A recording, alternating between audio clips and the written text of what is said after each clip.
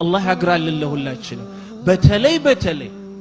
ሁሉ የሁሉ ቀን የሱብህ ሰላት ቢያመልጠን እንኳን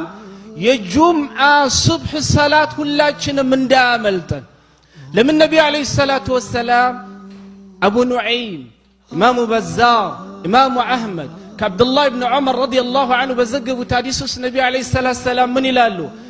ኢነ አፍضل الصلوات عند الله صلاة الصبح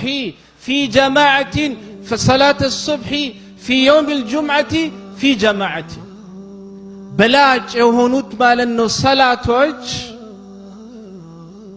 في يوم الجمعة بجمعة كان